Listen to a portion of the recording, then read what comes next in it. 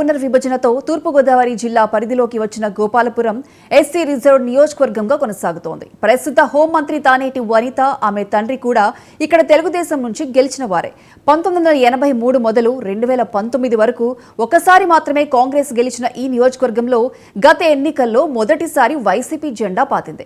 మళ్లీ గెలుచుకోవడానికి తానేటి వనితను ఇక్కడికి మార్చి ఇక్కడి సిట్టింగ్ ఎమ్మెల్యేను కొవ్వూరు పంపారు వైసీపీ అధినేత. ఈ తాజా పరిణామాల్లో రాజకీయ పరిస్థితి మీద 99 టీవీ అందిస్తున్న గ్రౌండ్ రిపోర్ట్ చూద్దాం.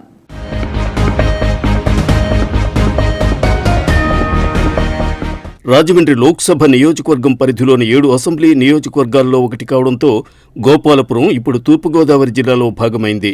గోపాలపురం నియోజకవర్గ పరిధిలో ద్వారకా, తిరుమల, నల్లజర్ల, దేవరాపల్లి, గోపాలపురం మండలాలున్నాయి.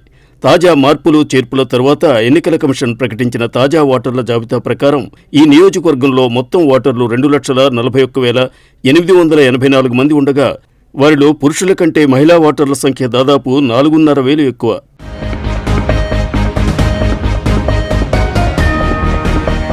గోపాలపురంలో కాంగ్రెస్ అభ్యర్థి తానేటి వీర్రాఘవులు 2 సార్లు, తెలుగుదేశం అభ్యర్థి కారుపాటి వివేకానంద 3 సార్లు, హోంమంత్రి తానేటి వనిత తండ్రి జొన్నకోటి బాబాజీరావు 2 సార్లు వరుస విజయాలు సాధించారు. నియోజకవర్గం పేరు చెప్పగానే గుర్తొచ్చేది ఇక్కడ ప్రసిద్ధ పుణ్యక్షేత్రం ద్వారకా తిరుమల.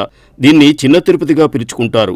ఎస్సీలకు రిజర్వ్ అయిన ఈ నియోజకవర్గంలో తెలుగుదేశం 7 సార్లు, కాంగ్రెస్ 4 సార్లు గెలిచాయి. 1972లో ఒక స్వతంత్ర అభ్యర్థి గెలవగా 2019లో వైసీపీ అభ్యర్థి విజయం సాధించారు. 2 సార్లు టీడీపీ నుంచి గెలిచిన బాబాజీరావు కూతురు తానేటి వనిత కూడా 2009లో టీడీపీ నుంచి గెలిచారు.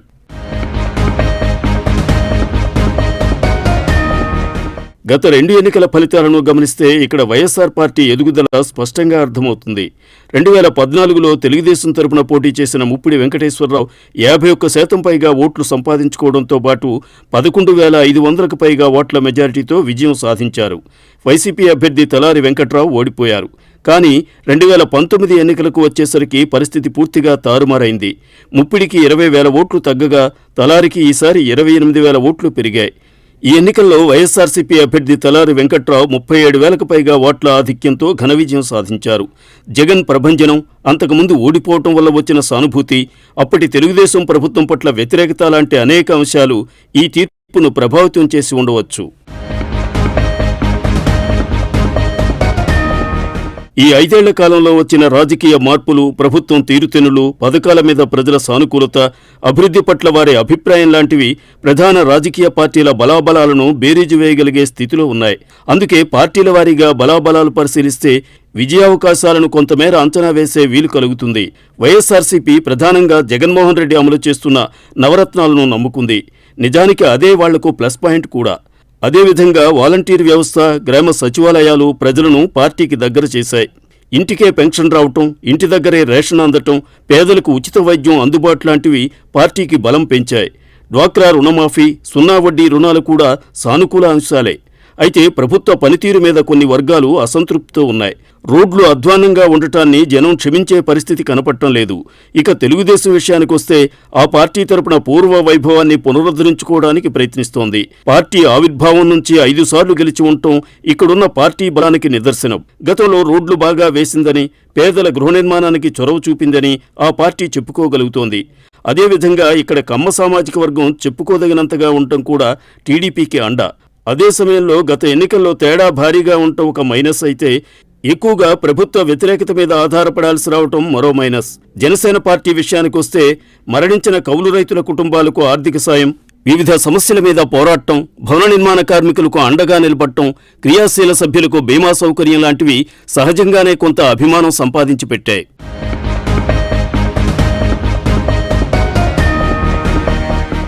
గోపాలపురంలో ప్రధాన రాజకీయ పార్టీలైన వైఎస్ఆర్సీపీ, తెలుగుదేశం ఈసారి బరిలో దించే అభ్యర్థులను మార్చాయి.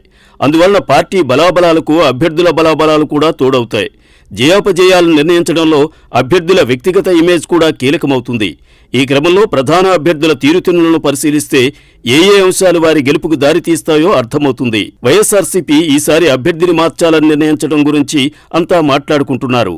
ఈ నియోజకవర్గానికి చెందిన తానేటి వనిత గతంలో ఇక్కడ టీడీపీ ఎమ్మెల్యే అయిన ఆ తరువాత కొవ్వూరులో ఒక ఓటమి ఒక గెలుపు నమోదు చేసుకున్నారు. ఆమెను ఇప్పుడు మళ్లీ గోపాలపురం బరిలో దిగాలని అధిష్టానం కోరింది. ఇక్కడ సిట్టింగ్ ఎమ్మెల్యేకు కొవ్వూరు కేటాయించింది. పూర్తికాలం మంత్రి పదవి కాపాడుకోవడం, హోంశాఖ పొందటం ఆమె ప్రత్యేకత. నిరంతరం ప్రజల్లో ఉండటం, దానివల్ల వచ్చిన మాస్ ఫాలోయింగ్ ఆమెకు బాగా అనుకూలించే అంశాలు. గడప గడపకు మన ప్రభుత్వం లాంటి కార్యక్రమాలు చేపట్టడం, వివాదరహితురాలనే పేరుండటం, ఇప్పుడు ప్రజలకు అందుబాటులో ఉండటం కారణంగా ప్రజల్లో ఆమె పట్ల సానుకూలత పెరిగింది. ఇక తెలుగుదేశం విషయానికొస్తే ఆ పార్టీ కూడా అభ్యర్థిని మార్చింది. ఈసారి మద్దిపాటి వెంకట్రాజును ఇన్ఛార్జిగా నియమించింది. ఆయన కొత్త అభ్యర్థి కావటం వలన యువతను బాగా ఆకర్షించగలుగుతున్నారు. నియోజకవర్గంలో అన్న క్యాంటీన్లు నడపటం, ఇదేం కర్మ రాష్ట్రానికి, బాబు షూరిటీ, భవిష్యత్ గ్యారంటీ లాంటి కార్యక్రమాలను ప్రజల్లోకి తీసుకెళ్లటం ద్వారా పార్టీ కార్యకర్తల అభిమానం పొందగలుగుతున్నారు. ఇక్కడ జనసేన నాయకుడు దొడ్డిగర్ల సువర్ణరాజు 25 ఏళ్లుగా విద్యాసంస్థలు నడుపుతూ అందరికీ పరిచితులు. ముక్కుసూటిగా వ్యవహరిస్తారని, యువతను బాగా ఆకట్టుకుంటారని ఆయనకు పేరు. ఈ పరిస్థితుల్లో జనసేన పొత్తు వలన తెలుగుదేశం కొంత లబ్ధి పొందే అవకాశం ఉంటుంది. పైగా ఈ నియోజకవర్గంలో చెప్పుకోదగినంత సంఖ్యలో ఉన్న కమ్మ, కాపు ఓటర్ల బలం టీడీపీకి అనుకూలంగా ఉండవచ్చు. జనసేన వైపున్న కొత్త ఓటర్లు కూడా ఈ కూటమికి బలమే.